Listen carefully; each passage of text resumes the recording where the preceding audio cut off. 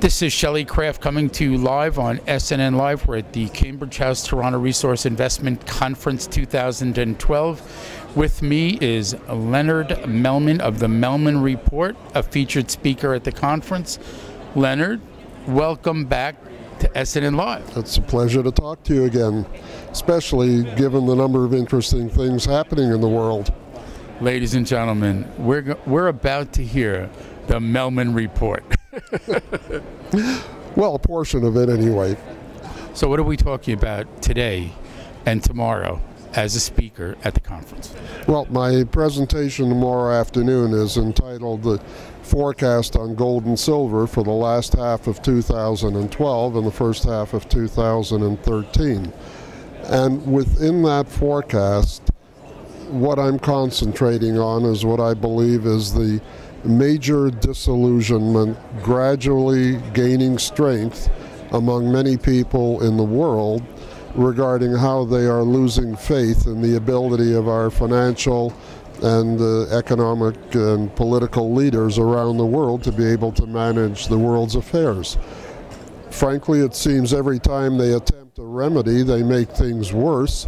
And they have just a one-step idea that stimulation, stimulation, stimulation is the answer to everything. It hasn't been, and it isn't. And I hate to say it, when I look ahead, I'm relatively gloomy about the prospects for the world. But on the other side of that coin, I think it opens the door to tremendous potentials for gold and silver and even the base metals. So I see the G20 in your description just now, but I see rioting throughout the developing nations. Well, it's part of what I consider to be an almost insoluble problem. For 80 years, the world has lived under the fiction that artificially created money is the road to wealth. They have abandoned sound money, they've abandoned free economics and replaced it with government domination in so many directions.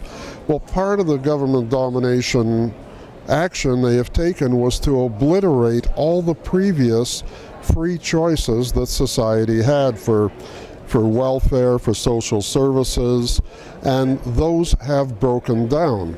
Now, when people are searching for remedies outside government, they're finding few alternatives. So when government does attempt something like austerity or to cut back, there's nothing to take its place. So they're almost forced right back into a situation where they have to promote more, stimulate more, and that's what we've seen in Greece and in Spain. They have tried to step back. Every time they cut back, more problems ensue, and now they're turning away from austerity and going right back to stimulation. The public doesn't know what to do. They have very few standards. So what's the Melman answer? The Melman answer is to seriously cut back the interference of the, I should say, profit-reducing or eliminating arms of government and allow the tremendous profit-making mechanism of free markets to take hold once again, just like they did for the first 140 years of American existence. Instead, we just see every solution is another government regulation or another government act of printing money.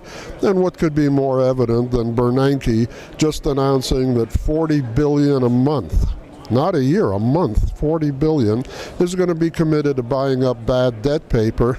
So just think of the silliness of it all.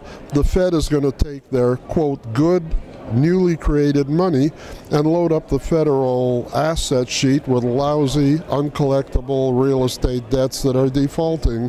If that's not a pathway toward catastrophe in the future, I don't know what is. So according to Leonard Melman, the business to go into is printing presses so they can print more money. That's the way I see it. What about you? Well, that would be, if you were able to have a direct deal with the Fed, you could get quite wealthy. Of course, if you're a major bank in New York getting all this largesse and rescue from the Fed, you might be very happy. For the rest of us, I think the only real protection and the best profit opportunities are gold and silver. And just to be specific, I still forecast gold to hit 2,400 by the end of this year and over 3,000 by the end of next year. And I do that on the same basis that I predicted last year gold would go from 1,200 to 1,850, and it made it to 1,830. I think if we go through 1,800, and we're up $30 this morning back to above 1,780. When we get through 1,800, that'll excite some people. When we break above the old high in 1930, I think that's going to excite a lot more, and we could really accelerate upward by the end of the year. Website? themelmanreport.com. That's TheMelmanreport.com. The site is known as the Melman Report, and the feature of it is I write commentaries every Monday, Wednesday, Friday called Melman Minutes, and I guess I say that with no humility whatsoever. Ladies and gentlemen, the Melman Minute Man right here, Leonard Melman of the Melman Report, a featured speaker at the Cambridge House Conference. We're at the Cambridge House Toronto Resource Investment Conference 2012. I'm Shelley Kraft. This is SNN Live. Thanks for coming on, Leonard. My pleasure indeed.